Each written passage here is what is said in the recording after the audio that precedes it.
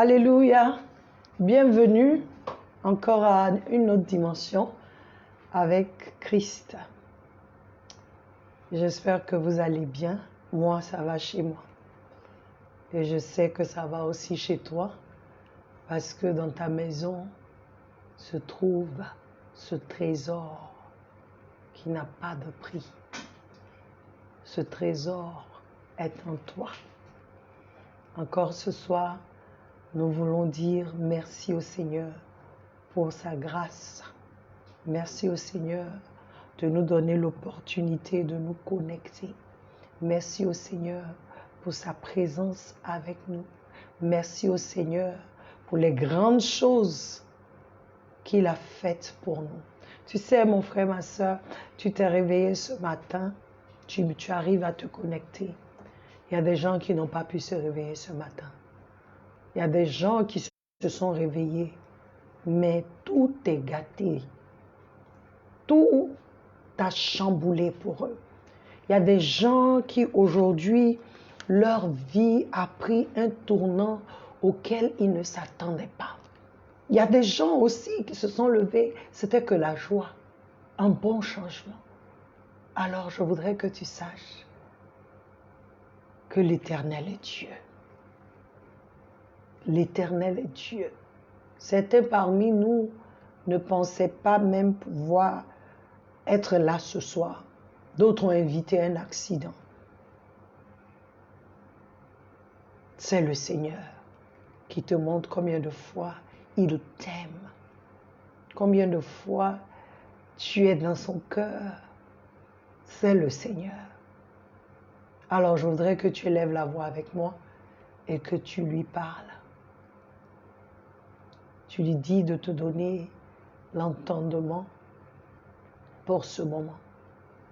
Père, je me joins aux frères et sœurs qui sont connectés, qui se connecteront. Je me joins à ceux que nous invitons pour se connecter. Nous voulons te dire merci pour cette merveilleuse journée que tu nous as donnée d'avoir. Merci pour tout ce qui s'est passé, bon et mauvais. Merci parce que ta parole déclare que pour nous, tes enfants, tout concourt à notre bien. Tout. Tu es celui-là qui prend le citron et qui en fait un jus de citron. Que ce qui est amer soit tourné en ce qui est doux pour quelqu'un. Car tu es le Dieu de miracles, le Dieu qui transforme, le Dieu qui change nos vies, le Dieu qui nous surprend agréablement, le Dieu qui est toujours là, notre Père qui est toujours là pour nous, celui qui ne dort ni ne sommeille, mais qui veille sur nous. Nous voulons te dire merci. Merci pour cette opportunité que tu nous donnes encore. Merci pour la vie. Merci pour la santé. Merci car nous avons des yeux, nous pouvons voir. Une bouche, nous pouvons parler. Des oreilles, nous pouvons entendre. Une bouche, nous pouvons parler. Alléluia. Il y a des gens qui voient, mais qui sont sourds. Quelle grâce! Nous ne prenons rien à la légère, Seigneur. Nous te disons merci pour ce temps merveilleux que tu nous donnes. Bénis la fac, bénis tous ceux qui sont là, bénis-nous et parle-nous, Seigneur, au nom de Jésus. Amen, amen, amen, amen. Alors, sans plus tarder, nous allons aller à notre première question et je vous encourage à inviter vos amis, inviter tous ceux que vous pouvez inviter afin de se connecter. Alléluia. Voilà notre première question de la part de Monsieur Gouané. Bonjour pasteur, Le Saint-Esprit scelle le croyant. Le Saint-Esprit scelle le croyant.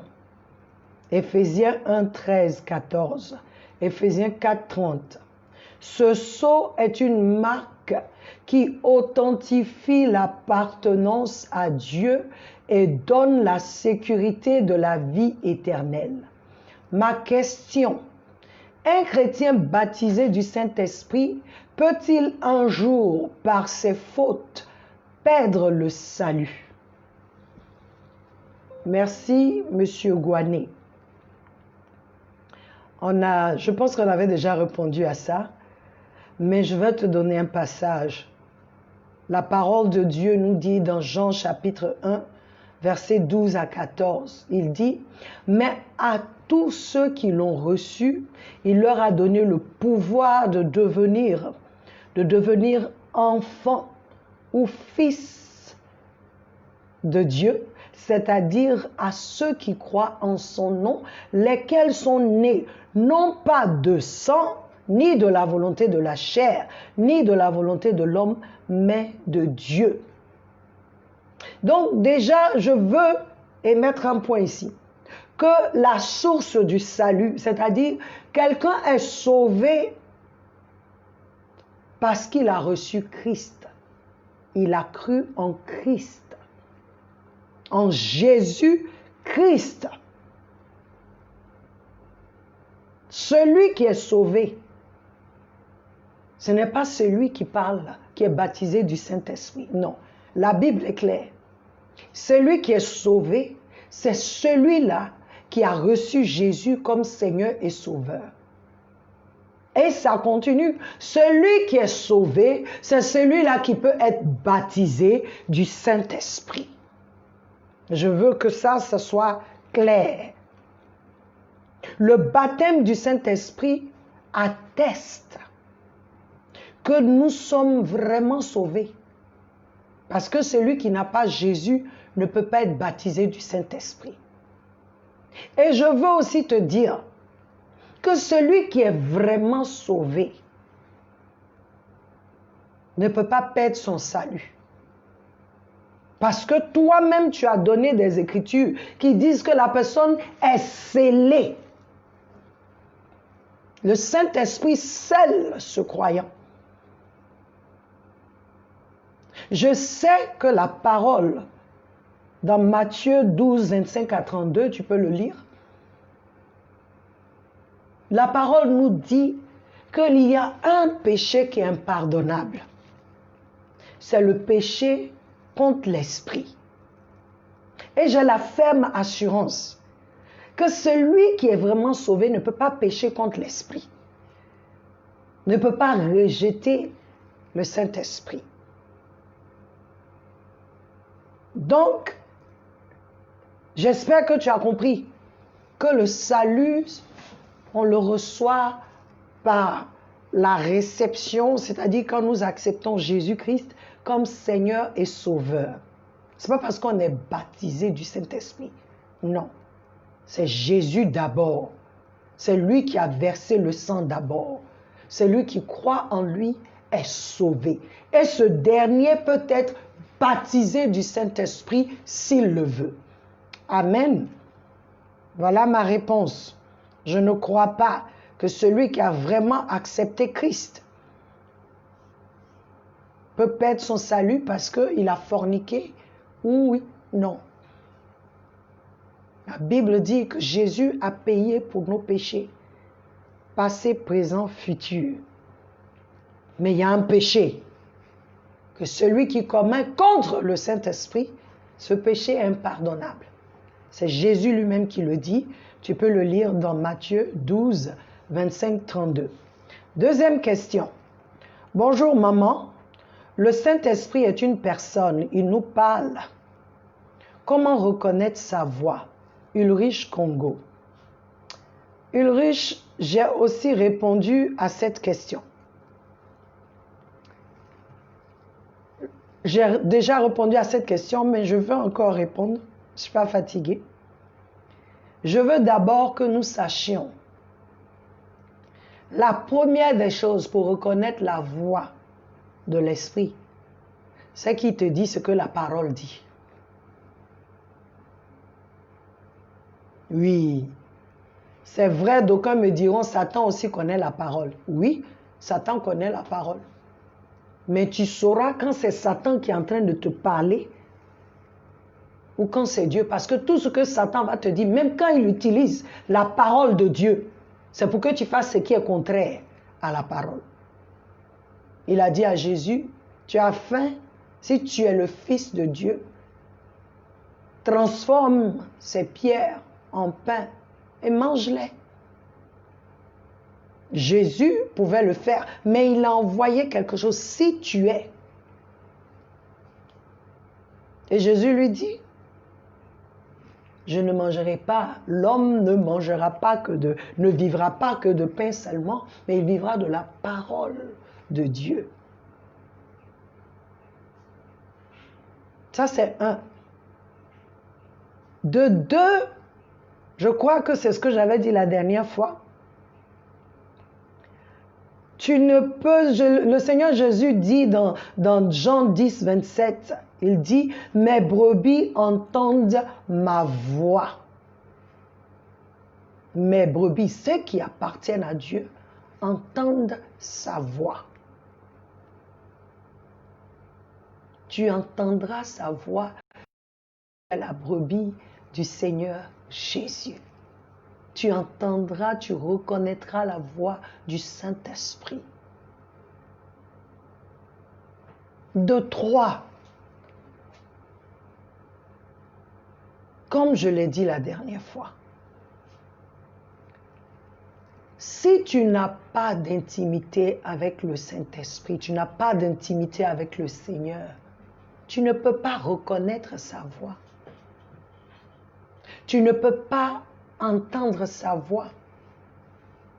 Tu peux même entendre, mais pas la reconnaître. C'est cette intimité-là qui va faire la différence avec le Seigneur. Cette communion avec le Seigneur qui va t'amener à le reconnaître, qui va t'amener à savoir que c'est lui qui te parle, que ce n'est pas toi, ce n'est pas les circonstances de la vie, parce que tout nous parle. D'une manière ou d'une autre, tout nous parle. Mais la voix de celui que tu aimes, de celui que tu connais, tu entendras sa voix. Il y a, on dit en anglais, there is a check within yourself. C'est-à-dire, il y a un témoignage, il y a quelque chose qui se passe en toi, qui te dit, qui témoigne. La Bible dit que le Saint-Esprit témoigne à notre esprit que nous sommes enfants de Dieu. Alors quand il te parle, tu sauras. Je ne peux pas te dire comment toi tu dois reconnaître. Parce que la relation du Saint-Esprit avec toi et moi, c'est différent. Il parle de plusieurs manières à chacun de nous. À chacun de nous. J'aime cette parole, je crois c'est dans le livre de, je ne sais plus si c'est un roi, le prophète Élie, quand il a fui Jézabel. La Bible dit, il allait se cacher dans une cave ou une grotte. Et Dieu lui a dit de sortir pour le rencontrer. On dit, il y a eu un tremblement de terre. Dieu n'était pas dedans. Il y a eu le feu. Dieu n'était pas dedans. Mais on dit, c'est une petite voix douce qui est venue lui parler. Donc, si je te dis, quand tu entends bouh, c'est que c'est le Seigneur. C'est pas vrai. Mais je te dis d'abord que les choses sur lesquelles tu dois te tenir pour reconnaître la voix de Dieu, en premier, c'est la parole de Dieu. Tout ce qui est contraire, qui sera contraire, sans que toi tu aies cette intimité avec le Seigneur, ça sera compliqué. Donc j'espère, Ulrich, que ma réponse t'a un peu aidé. Nous allons passer à la troisième question. Bonjour pasteur, j'ai une question. En quoi est-ce que le Saint-Esprit est le consolateur? Qui sont ceux qu'il console? Ou bien j'interprète mal le mot consolation employé ici. Lewis. Bon, Lewis, je veux qu'on lise d'abord. On va lire Jean chapitre 14, 16, 18. Et tu sauras si tu interprètes bien ou mal. Jean 14, Jean 14, 18. Je vais d'abord commencer par le 16. Verset 16, il dit, « Et je prierai le Père, et il vous donnera un autre consolateur, afin qu'il puisse demeurer avec vous pour toujours. » C'est-à-dire l'Esprit de vérité, que le monde ne peut recevoir parce qu'il ne le voit pas, ni ne le connaît, mais vous le connaissez, car il demeure avec vous et sera en vous. Je ne vous laisserai pas sans réconfort, je viendrai à vous. Dans d'autres passages, il dit, je ne vous laisserai pas orphelin. Je ne vous laisserai pas orphelin. C'est pourquoi j'enverrai l'Esprit, le consolateur. Il vient d'abord pour nous réconforter de l'absence physique de Jésus-Christ, notre Seigneur. Et comme je l'ai dit, le Seigneur dit, il parle aux disciples, je crois que, attends, je vais encore aller un peu plus, où il dit aux disciples, parce que je vous ai dit que je m'en vais, vous êtes tristes.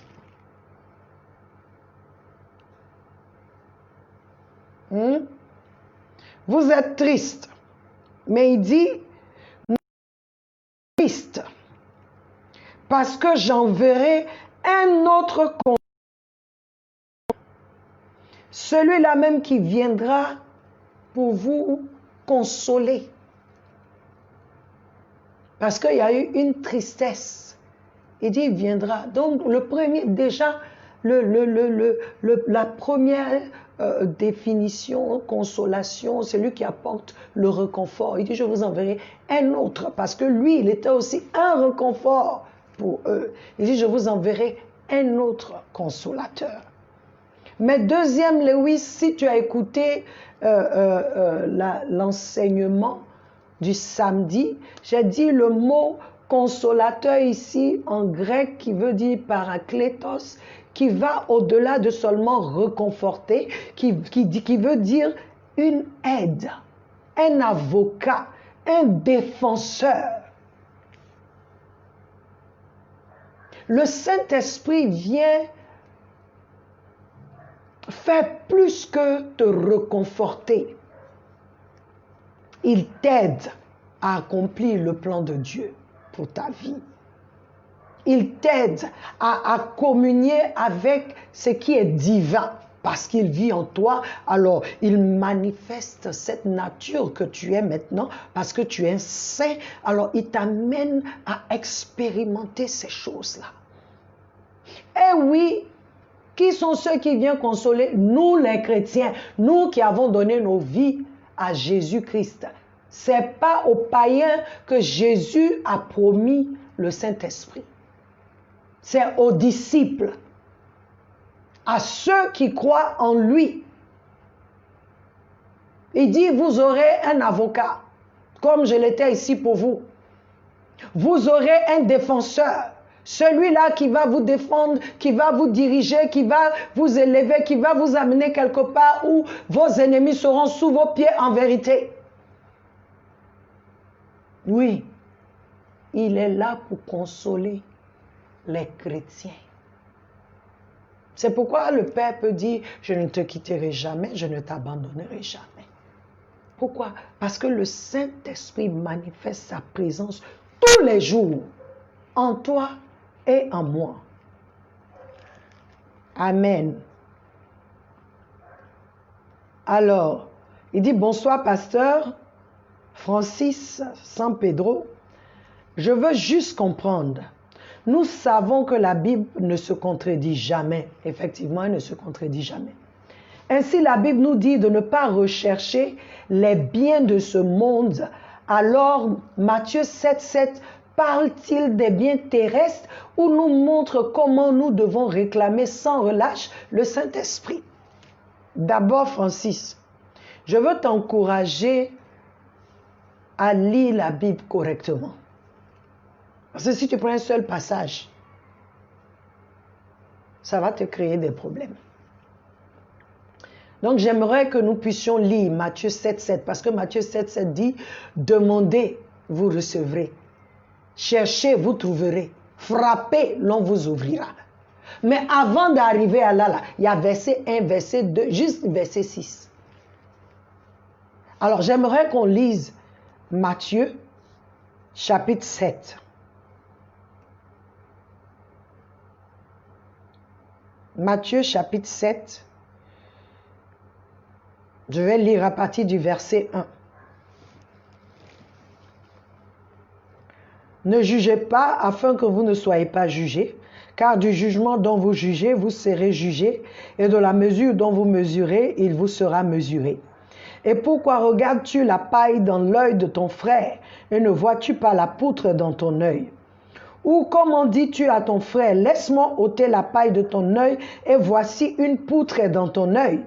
Toi, hypocrite, ôte d'abord la poutre de ton œil, et alors tu verras clairement comment ôter la paille de l'œil de ton frère. Verset 6. Ne donnez pas ce qui est sain aux chiens, et ne jetez pas non plus vos perles devant les pourceaux, de peur qu'ils ne les écrasent sous leurs pieds, et que se tournant, ils ne vous déchirent. Verset 7. Demandez, et il vous sera donné. Cherchez, et vous trouverez. Frappez, et il vous sera ouvert. Car quiconque demande reçoit, et celui qui cherche trouve, et à celui qui frappe, il sera ouvert. Alléluia. Ici, le Seigneur dit de ne pas donner nos perles, les choses de valeur au pourceau. Il parle de les choses de valeur. Toi-même, tu es saint, ne te donne pas. Ne jette pas ce qui est saint. Et quand il finit ce verset, il vient te dire, celui qui demande là, on lui donnera. Ce passage nous exhorte, mon frère, à faire confiance à Dieu.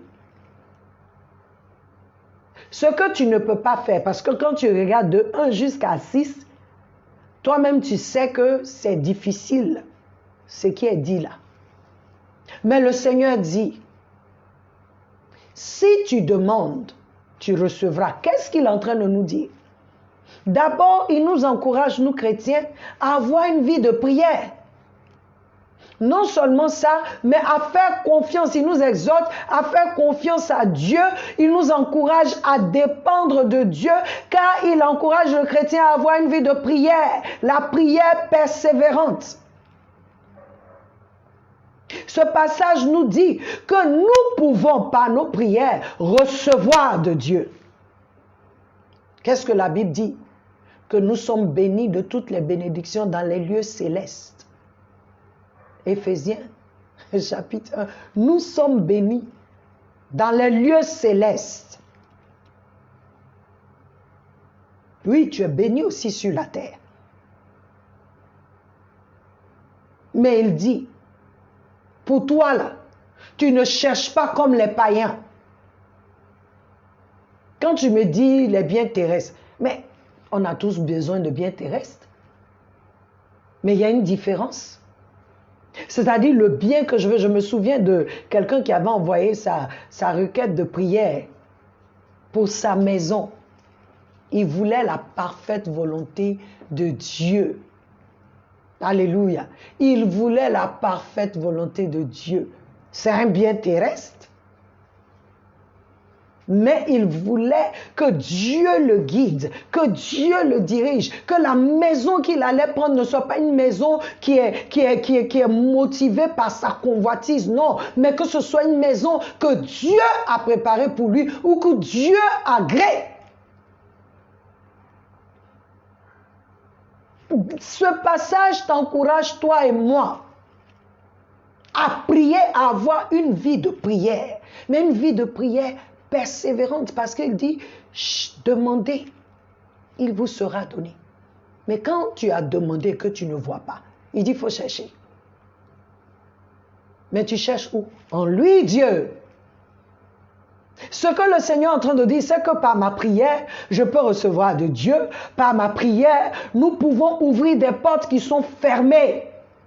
Parce qu'il dit, cherchez, frappez. Et l'on vous ouvrira, c'est-à-dire, le genre, il y a des prières que tu dois faire, la prière de demande et la prière de chercher et la prière de frapper ne sont pas les mêmes.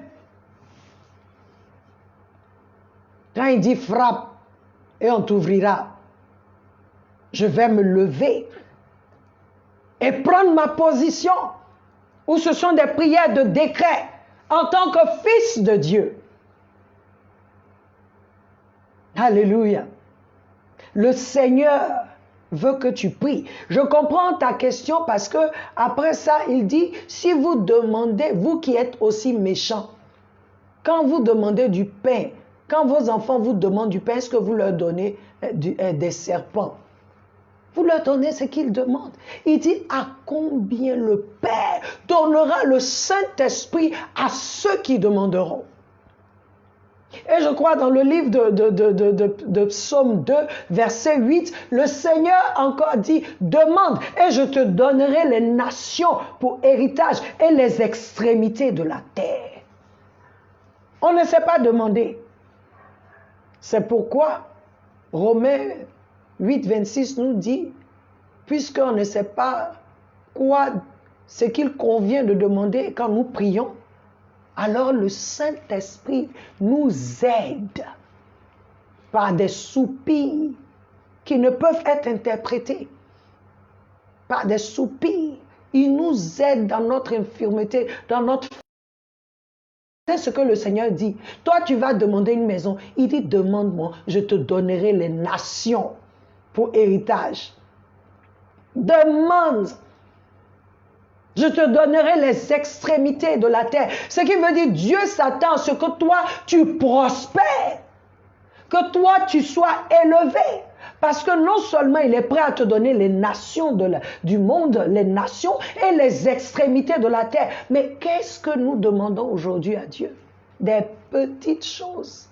Des choses temporaires. Nous ne sommes plus, on dit en anglais, heavenly minded. Tout ce qu'on a, c'est la terre ici. Comment est-ce que je peux avoir ceci, cela? Ce n'est pas mauvais.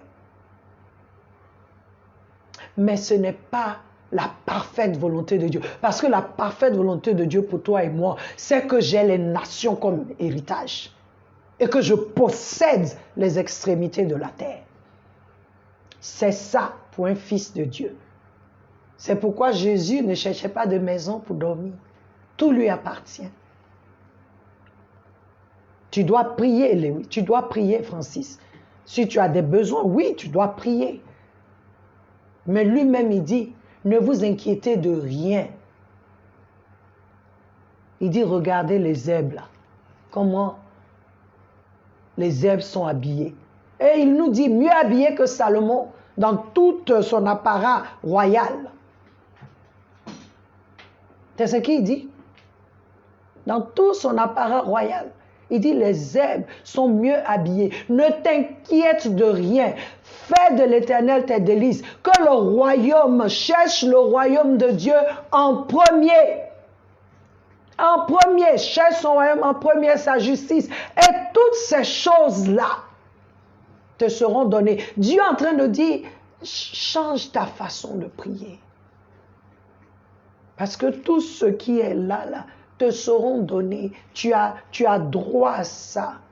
Un père qui ne donne pas à manger à ses enfants n'est pas un père. Il dit, moi, je suis un vrai père. Quand tu me demandes, je te donne. Il y a des choses où toi et moi, nous devons chercher. Ça ne va pas venir comme ça. Il y a des choses où nous devons frapper pour que les portes s'ouvrent. Il ne va pas ouvrir les portes comme ça parce que c'est mon fils, Francis. Non. Il y a des choses où tu dois te lever. Je dis, si Jésus même là, il priait, et nous? Et nous? Alors, j'ai ouvert cette parenthèse parce que c'est de la prière. Je reprends pour te dire que ce passage nous exhorte à faire confiance à Dieu. Tout ce qu'on a, que nous sachions que c'est précieux. Ne jetons pas nos perles, nos affaires de valeur au pourceau, au diable, mais mettons tout au pied de la croix. Quand c'est dur, va devant le Seigneur. Quand tu as un besoin, fais connaître à Dieu ton besoin. Un besoin, Dieu pourvoit toujours à nos besoins. C'est nos désirs où nous avons des problèmes. Mais les besoins, il pourvoit toujours. Sois béni. Alors, je vais aller avec Anonyme. Bonsoir, pasteur. Ma question, aucun miracle n'est possible sans l'aide du Saint-Esprit. Alors, selon le livre de Jean 14, 12 à 14, celui qui croit en Jésus est automatiquement baptisé du Saint-Esprit. Bon, je ne sais pas d'abord où tu as entendu ça, mais je pense que il y a une petite confusion pour toi. Si on était automatiquement baptisé du Saint-Esprit, on n'avait pas besoin de Actes chapitre 2, 2 à 4, le jour de la Pentecôte, où il y a eu ce baptême de feu, où Jésus a baptisé les disciples. Si automatiquement on est baptisé du Saint-Esprit, alors les disciples n'avaient pas à aller imposer les mains sur ceux que Philippe avait gagnés en Samarie. Ils se sont déplacés, la Bible dit, ils se sont déplacés. La Bible nous dit, quand Pierre est rentré dans la maison de Corneille, qui était déjà prêt, qui avait reçu, le Seigneur a fait un miracle. Aussitôt qu'il a reçu Christ, il a baptisé du Saint-Esprit. Donc ici, je vois qu'il y a quelque chose que tu ne comprends pas. Il y a 3 baptêmes. Il y a le baptême dans la famille de Dieu. Il y a le baptême qui est le baptême par immersion. Et il y a le baptême du Saint-Esprit.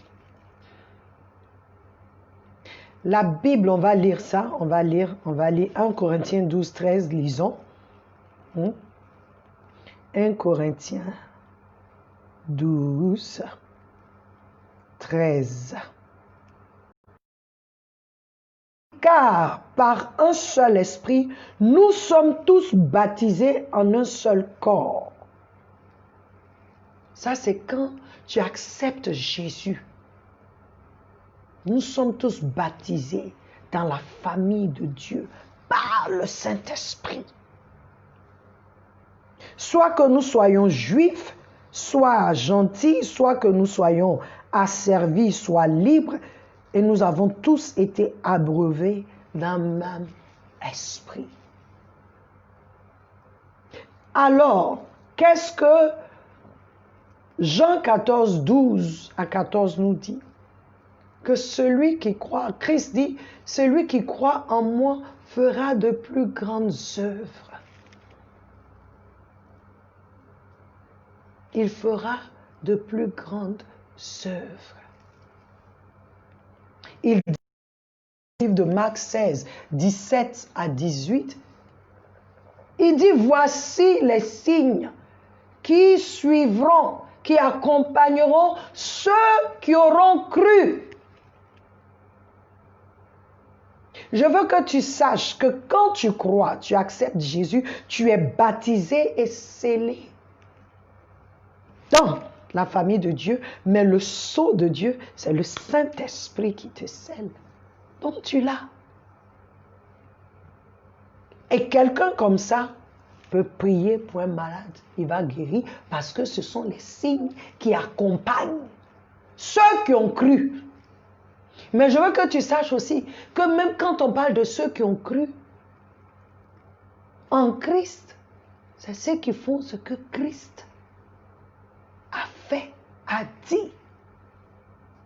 Maintenant, il y a le baptême du Saint-Esprit où c'est appelé le baptême de feu. Où c'est Jésus qui vient te baptiser du feu. Le Seigneur Jésus a dit aux disciples, oui, c'est vrai, je vous ai envoyé là, 2 par 2, vous êtes allés prier, vous avez guéri les malades, vous avez fait ceci. Mais regarde ce jour-là. Il dit, attendez, hein, pour être mes témoins, vous avez besoin de quelque chose encore.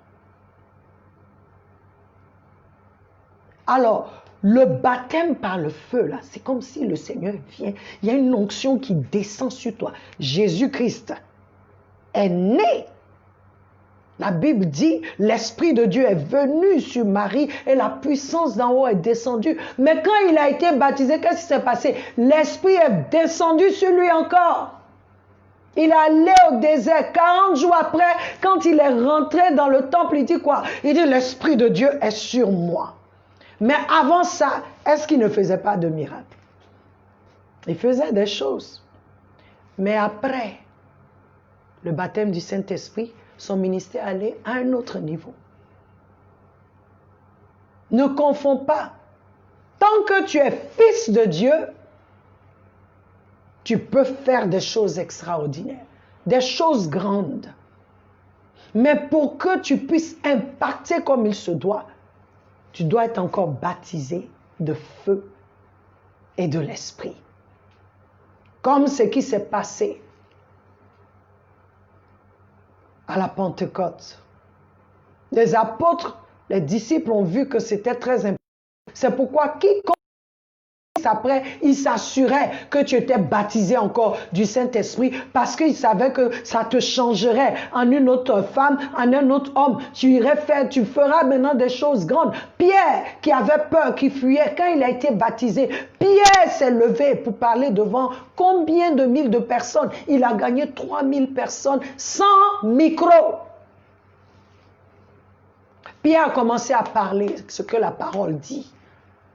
Parce que le Seigneur Jésus dit, quand il viendra, qu'est-ce qu'il fera? Il vous rappellera des choses que j'ai dites et il vous dira, il vous parlera de moi. Donc ne confonds pas tout. Tu es baptisé dans la famille de Dieu et scellé par l'Esprit. Donc tu peux faire des choses en tant que fils de Dieu, tu as des habiletés. Mais quand le Saint-Esprit maintenant vient, alors c'est lui qui prend le contrôle. C'est lui qui te transforme en un autre homme, en une autre femme. Amen. Sois béni, anonyme. Alors, j'ai ici encore une autre préoccupation de Lewis. Mais Lewis, je vais te renvoyer. Va écouter le message du samedi. Parce que là, tu me dis, je n'ai pas bien compris la réponse à ma question sur pourquoi le Saint-Esprit a-t-il été donné. Ça a été bien détaillé. Donc, je t'encourage à aller réécouter et à prendre tes questions. Amen. Alors, je vais à la question 7. Bonjour, pasteur. J'ai perdu ma vie de prière. La tristesse rythme mes journées. J'ai peur que Dieu m'abandonne et j'aimerais remédier à cela. J'ai besoin des conseils pratiques. D'abord, Ange Patrick, sache que Dieu n'abandonne jamais ses enfants. Deutéronome 31:6 dit, soyez forts et plein de courage. N'ayez pas peur et ne soyez pas effrayés à cause d'eux, parlant des Égyptiens, à cause de vos ennemis. Car le Seigneur, ton Dieu, est celui qui marche avec toi. Il ne te délaissera pas et ne t'abandonnera pas. Alléluia. Je veux déjà que tu aies cette assurance. Et je rends grâce à Dieu aussi parce que toi-même, tu reconnais là où tu es actuellement. C'est quand tu vas chez le docteur et puis il dit qu'est-ce que tu as et puis tu dis je ne sais pas. Il ne sait pas ce qu'il va faire. Or quand tu lui dis j'ai mal à la tête, donc il commence à faire des examens pour voir pourquoi est-ce que tu as mal à la tête. Donc ma question ici, pourquoi est-ce que tu es triste? Si toi, tes journées, tu n'es que dans la tristesse, c'est pas le fruit de Dieu ça, parce que la Bible dit le fruit du Saint-Esprit, nous allons en parler. Le fruit du Saint-Esprit, c'est l'amour, la joie, la paix. Si tu sais pourquoi est-ce que tu es triste, Ange Patrick, sors de là. Je ne sais pas pourquoi tu es triste. Qu'est-ce qui t'attriste autant? Et à cause de cette tristesse, tu ne peux plus prier. Tu ne peux plus aller vers Dieu. Tu ne peux plus lui parler. Pourtant, c'est lui la solution. Va vers Dieu. Dis-lui ce que tu ressens. Tu n'as même pas besoin de me dire à moi. Mais dis à Dieu ce que tu ressens. Pleure devant Dieu. C'est une chose qu'on n'arrive pas. Si tu n'es pas vulnérable devant Dieu, comment est-ce qu'il peut t'aider? Et si tu connais la source de ta tristesse, mais éloigne-toi de ça. Sors de cette chose-là qui t'attriste. Je ressens comme si tu n'es pas à l'aise dedans, mais tu es dedans. Et ça fait que tu sais aussi que ce n'est pas ce que Dieu veut.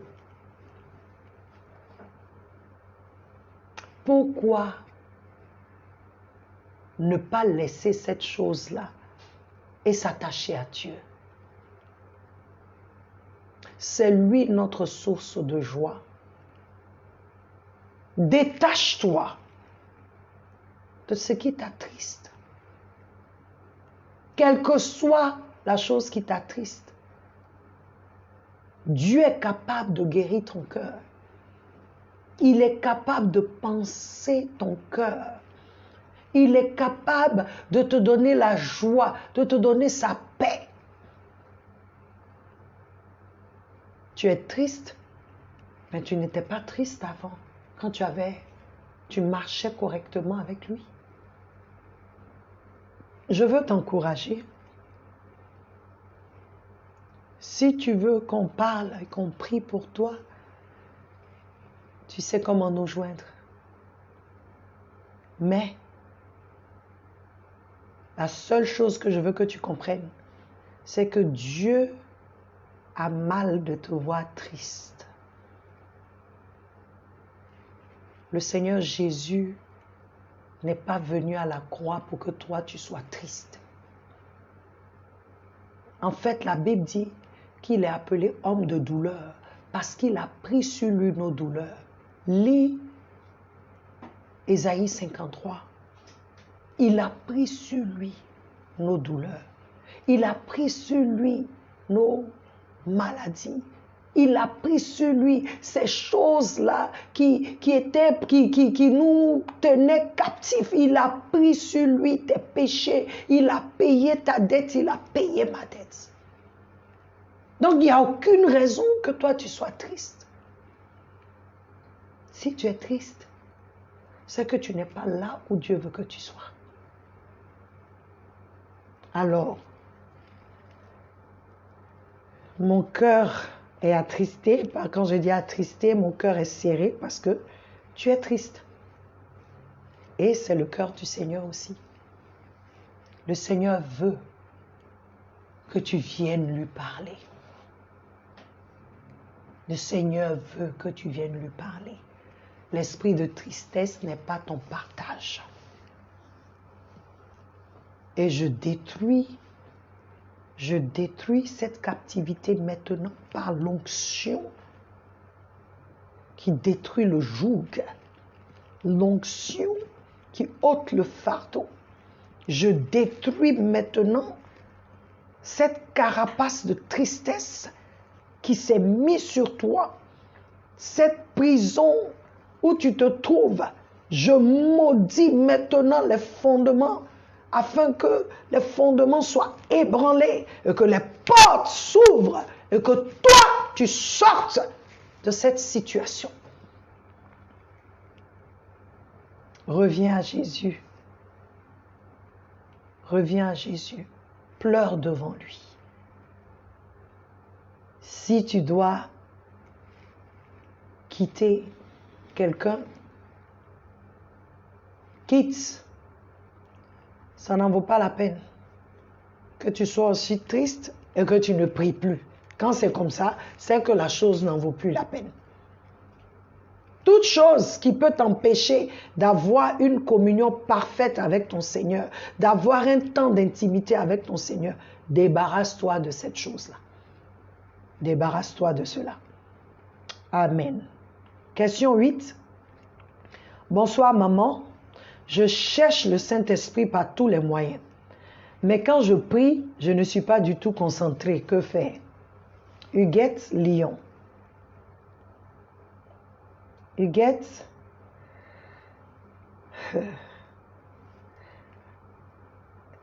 comment tu cherches le Saint-Esprit? Parce que, comme on dit chez nous à Abidjan, c'est vrai, je cherche. Quand tu me dis, je cherche le Saint-Esprit par tous les moyens. Comment par tous les moyens? De un, il est avec toi déjà. Il est là. Si tu as accepté Jésus-Christ comme Seigneur et Sauveur, il est là.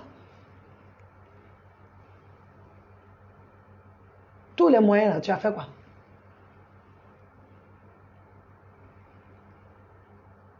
Ou bien, toi, tu cherches tes manifestations. Parce que souvent, c'est ça. S'il ne vient plus, le Saint-Esprit est là. Mais je veux que tu saches, Huguette, c'est lui qui choisit comment il veut se manifester dans nos vies. C'est lui. C'est lui qui choisit comment il veut se manifester.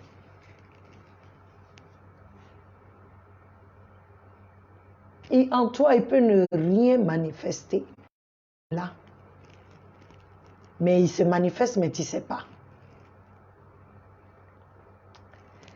Luc 11, 13. Pour que tu saches que c'est la volonté de Dieu. Donc, vous qui êtes méchants, savez donner de bonnes choses à vos enfants. Combien plus votre Père Céleste donnera-t-il le Saint-Esprit à ceux qui le lui demandent? De par ce verset, Dieu le Père est prêt à donner à ses enfants qui veulent le Saint-Esprit. Dis, je veux le baptême, je veux le Saint-Esprit. Dieu est prêt. C'est la volonté de Dieu, c'est le cœur de Dieu même. Parce que cette prière-là, c'est après où il dit, demandez, l'on vous donnera, cherchez, l'on vous trouverez, frappez, l'on vous ouvrira. Et il donne ce verset-là après. Pour dire, ne demande pas les petites choses. Demande le Saint-Esprit. Il dit, il donnera. Lui, il est bon. Il dit, nous les hommes méchants, là, on donne. Quand ma fille vient me demander quelque chose, même si je la tourne, je sais que je vais lui donner.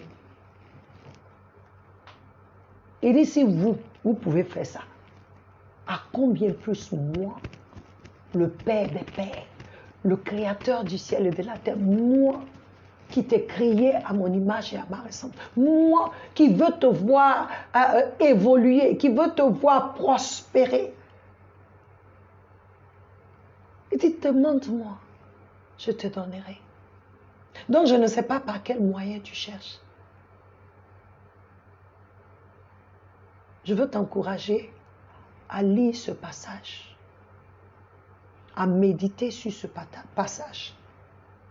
Et ensuite, tu vas maintenant t'asseoir ou te mettre à genoux comme tu pries, je ne sais pas. Dis au Père, j'ai besoin du Saint-Esprit.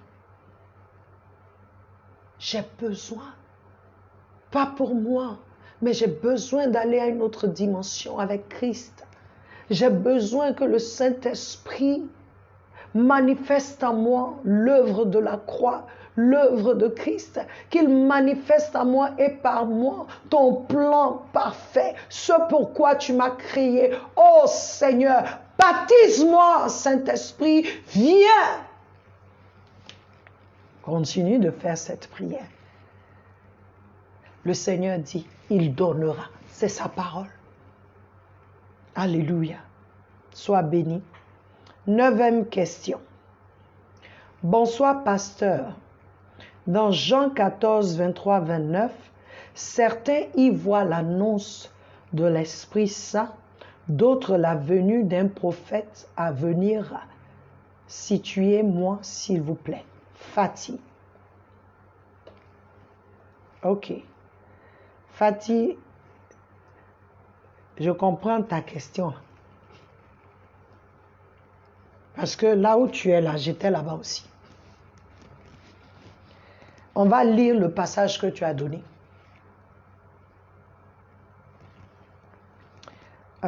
C'est Jean 14.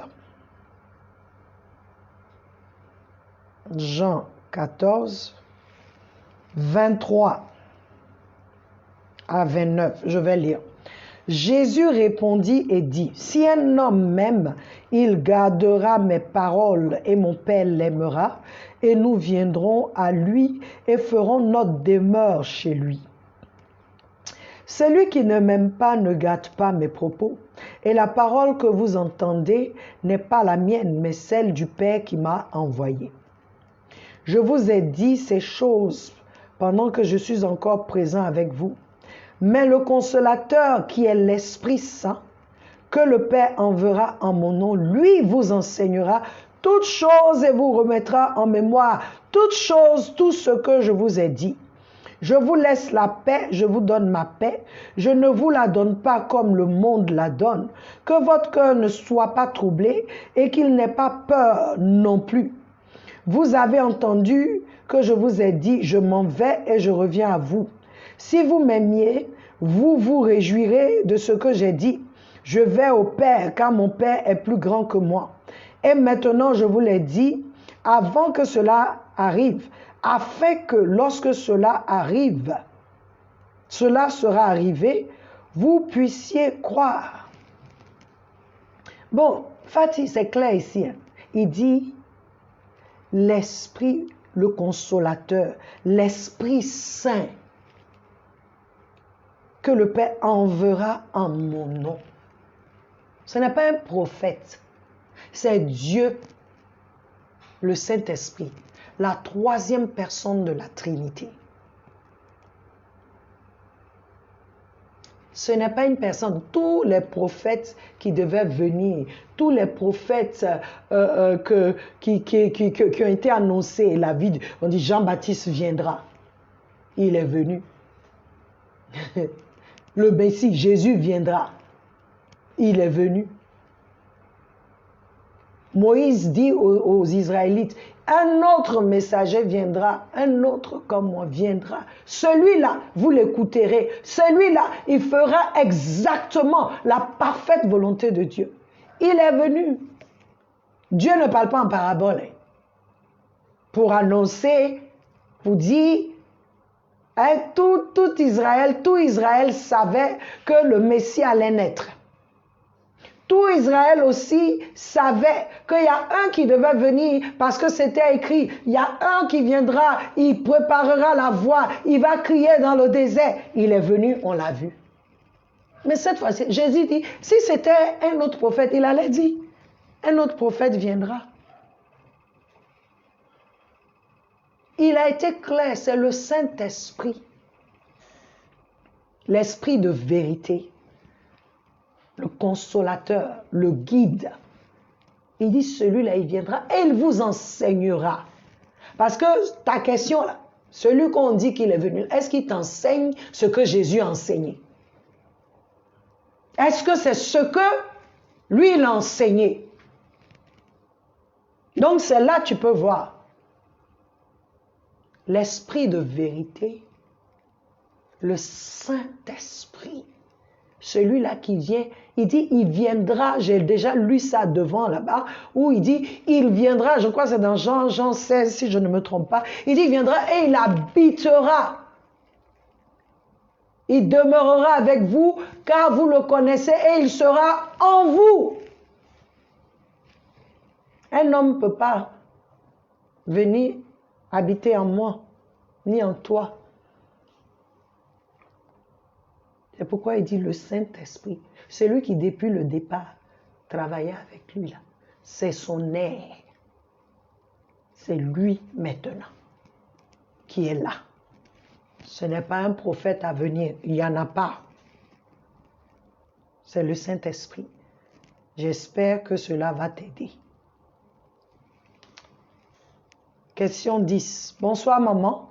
Comment comprendre si je veux qu'il demeure jusqu'à ce que je vienne, que t'importe toi? Toi, suis-moi. Sandra, Cameroun. Merci Sandra. J'espère que tout va bien au Cameroun. Alléluia. On va lire le passage que tu as donné. Jean 21, versets 22 à 23. Jésus lui dit, mais avant d'arriver là-bas, on va aller un peu devant.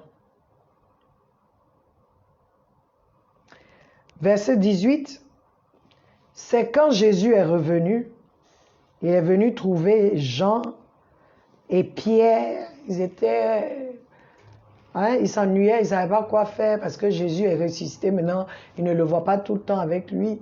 Donc, ils sont allés pêcher. Et Jésus est venu les trouver. Et Jésus parle à Pierre. M'aimes-tu? Si tu m'aimes, fais cela. Il dit, verset 15, après qu'ils eurent dîné, Jésus dit à Simon Pierre, Simon, fils de Jonas, m'aimes-tu plus que ceci? Il répondit, oui Seigneur, tu sais que je t'aime.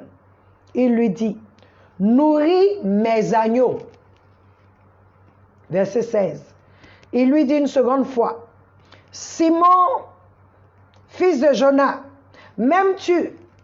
Pierre fut attristé de ce qu'il lui disait deuxième fois. Oui, il dit oui Seigneur, verset 16. Oui Seigneur, tu sais que je t'aime. Il dit maintenant à Pierre, ce n'est plus agneau, nourris mes brebis. Verset 17. Pour la troisième fois, le Seigneur pose la question encore à Pierre. On dit Pierre fut attristé de ce qu'il lui disait pour la troisième fois. M'aimes-tu? Il lui dit, Seigneur, tu connais toutes choses. Tu sais que je t'aime. Jésus lui dit encore, nourris mes brebis. Verset 18. Maintenant, le Seigneur lui dit, ce qui va lui arriver. En vérité, je te dis, lorsque tu étais jeune, tu te saignais toi-même. Tu portais ton pantalon toi-même. Tu mettais, tu t'habillais toi-même. Il dit, et tu allais où tu voulais. Mais lorsque tu seras vieux, tu étendras tes mains, te ceindras et te mèneras où tu ne voudrais pas. Et la Bible dit, par quelle mort il glorifierait Dieu. Et quand il lui parlait ainsi, il lui dit, suis-moi. Alors, verset 20, Pierre se retournant voit le disciple que Jésus aimait, qui suivait, celui qui pendant le souper s'était penché sur sa poitrine et lui avait dit, Seigneur, qui est celui qui te trahit? Pierre, verset 21, Pierre le voyant dit à Jésus, Seigneur, et qu'arrivera-t-il à cet homme? C'est là la réponse de Jésus. Verset 22. Si je veux qu'il attende jusqu'à ce que je vienne, est-ce que cela te concerne? Toi, suis-moi. Alléluia. Sandra, le Seigneur veut dire ici, en Côte d'Ivoire, on appelle ça parole de connaissance. Il voulait dire à Pierre, occupe-toi de tes propres affaires. Focalise-toi sur ce que je t'appelle à faire. Suis-moi. Ne regarde pas comment l'autre me suit. Hein, chez vous, je crois en Afrique centrale, on dit, il est Congo ça, il faut arrêter. Les affairages, il faut arrêter. C'est ce que Jésus est en train de dire à Pierre. Occupe-toi de ce pourquoi je t'ai appelé. Et fais ce que moi je t'ai dit de faire. Pourquoi toi tu me demandes qu'est-ce qui va arriver à l'autre? Parce que je t'ai dit comment toi tu vas mourir? Non, ce n'est pas ton problème. J'ai une relation avec chacun de vous. Ça, c'est le Seigneur. Et aujourd'hui, ça fatigue beaucoup dans l'église. Le Seigneur t'appelle à laver les toilettes, mais tu veux prêcher. Oh, ton onction là, c'est laver les toilettes et prier, intercéder dans les toilettes, afin que ceux qui viennent dans l'église, les sorciers qui viennent à l'église, les démons qui viennent à l'église, lorsqu'ils vont vouloir rentrer dans les toilettes pour aller faire ou se changer ou faire des choses, toi tu as déjà barricadé le lieu. Mais tu dis non, je vais chanter comme la sœur. En toi, tu n'as pas une belle voix comme moi ici. Bon, moi j'ai une belle voix. Alléluia. Tu vois un peu? Le Seigneur, en disant cela à Pierre, c'est de nous amener à être, comment on dit ça, focalisés, à avoir les yeux fixés sur ce pourquoi il nous a appelés. Ce qu'il t'a dit là, c'est pour toi et lui. Ce qu'il dit à Jean, c'est pour Jean. Et Jean, comme c'est le livre de Jean, lui-même, il dit, regarde comme ce qu'il dit ici, il dit, c'est ce disciple qui témoigne de ces choses et qui a écrit ces choses. Et nous savons que son témoignage est vrai. Il y a encore beaucoup d'autres choses que Jésus a faites. Si chacune d'elles devait être écrite, je ne pense pas que le monde même puisse contenir les livres que l'on devrait écrire. Amen. C'est Jean. Il dit, qu'est-ce qui va arriver à Jean? Je ne sais pas. Tu sais, si, je suis sûre que si c'était là, comment tu appelles ça? Si ce que Pierre faisait, c'était une bonne chose, c'est-à-dire si Jésus n'avait pas perçu, peut-être si je pense que Jésus a perçu la motivation de la demande de Jean, que maintenant, peut-être qu'il s'inquiète de savoir ce qui va arriver. C'est ce qu'on fait souvent à l'église. Ah, ma soeur, c'est comment? Mais c'est ceci, mais bon, toi... Le Seigneur dit, occupe-toi de tes propres affaires. Comme Matthieu, chapitre 7. Avant d'enlever la paille dans l'œil de l'autre, tu as une poutre qui est plus grosse. C'est ce que le Seigneur dit. Occupons-nous de ce à quoi il nous a appelés. Occupons-nous de faire ce qu'il nous a appelés à faire, que nos yeux ne soient pas sur les autres, comment les autres avancent avec lui, comment les autres marchent avec lui. Ce n'est pas notre problème. Si lui ne nous dit pas de nous occuper de cela, ne t'occupe pas de ça. Amen. Merci Sandra, que Dieu bénisse le Cameroun. Et la dernière question, personnellement, je crois que ce Covid-19 est un avertissement. C'est le 3e cheval de l'Apocalypse. Fulbert. Vraiment, Fulbert, là, je n'ai rien à dire. Je t'assure. Je ne sais pas si tu veux que je dise c'est vrai ou c'est faux. Ça, je n'ai rien à dire. Tout ce que je sais, le Covid là, ce n'est pas de Dieu. Je sais que ce démon qui s'appelle coronavirus n'aura pas sa couronne. Au nom de Jésus. Je sais que ce que l'ennemi voulait faire par ce virus ne va pas prospérer. Pourquoi? Parce qu'en tant que fils de Dieu, j'ai le pouvoir de la vie et de la mort dans ma bouche. Et je choisis de décréter la mort sur le Covid, le vide 19. Il sera vide. Maintenant, si le Seigneur t'a dit que c'est un avertissement Apocalypse 19, je ne peux pas dire c'est faux. Je ne peux rien dire. J'attends que tu nous expliques ça peut-être. Mais je ne peux pas dire c'est vrai ou c'est faux. La seule chose que je sais, ce virus n'aura pas sa couronne. Ce démon ne portera pas la couronne qu'elle doit porter. Les âmes qu'elle voulait envoyer là pour porter sa couronne de sang, elle n'aura pas cette couronne-là. Il y a un seul qui a une couronne, le roi des rois, Jésus-Christ de Nazareth. Alléluia. Notre émission tire à sa fin. Sur ce, je voudrais bénir chacun de nous pour ce temps que nous avons pris pour entendre, pour écouter. Et comme je dis, vous pouvez toujours envoyer encore des questions, il n'y a pas de problème. Nous allons demander au Seigneur de répondre. Je ne suis qu'un instrument pour répondre aux questions. Que Dieu vous bénisse, que le Seigneur veille sur vous, qu'il veille sur vos maisons, et que tout ce qui est plan des ténèbres, que l'ennemi a planifié contre vos vies, je déclare et décrète ces choses-là nulles et non avenues. Au nom de Jésus, je proclame que toute âme forgée contre vous est sans effet.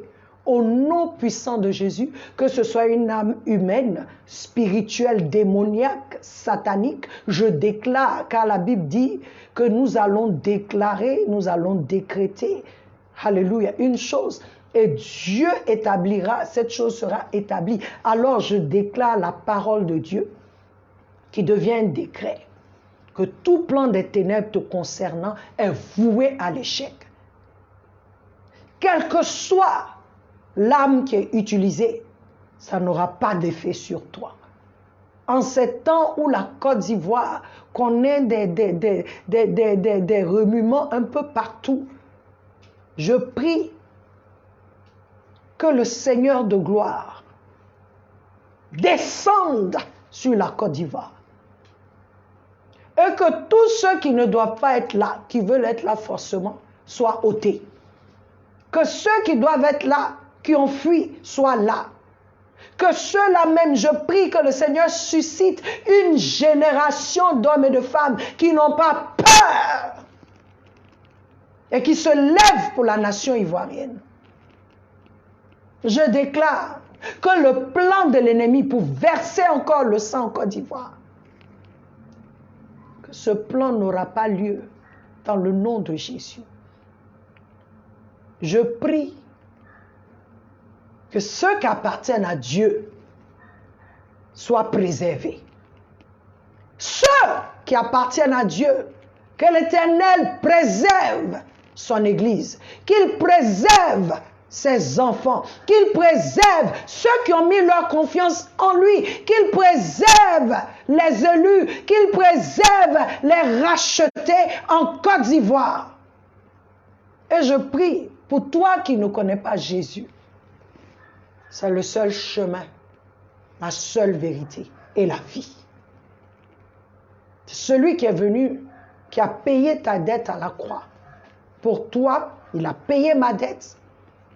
Je prie que tu ouvres les mains pour recevoir Christ. Parce que lui, il a les bras ouverts. Il dit, viens. Il dit, celui qui croit en moi ne mourra jamais. Et même s'il était mort, il vivra. Celui qui croit en moi pendant qu'il est vivant, il ne mourra jamais. Je vous ai dit ici la dernière fois que je préfère être enlevé par les anges qu'être enseveli. Quand tu es enseveli, c'est la mort qui t'a eu. Mais quand les anges viennent te prendre, tu es allé au paradis. Aujourd'hui, Jésus t'appelle. Il t'aime. Il t'aime plus que toute chose. Pour toi, il a laissé son trône de gloire. Il est venu passer 33 ans. On dit on est confiné. Jésus a été confiné ici pendant 33 ans. Quelle gloire le jour où il est rentré dans sa gloire. Ne veux-tu pas aussi aller dans la gloire? Il t'attend. Je lui ai donné ma vie en 94. Et jusqu'à aujourd'hui, je peux te dire qu'il ne faillit jamais. Il est fidèle. Donne-lui ta vie et tu seras sauvé. Soyez bénis. Que l'Éternel vous bénisse. Que l'Éternel vous garde.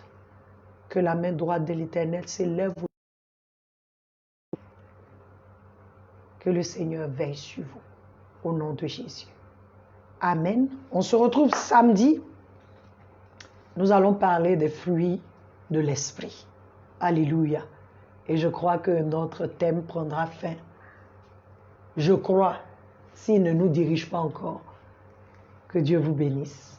Amen.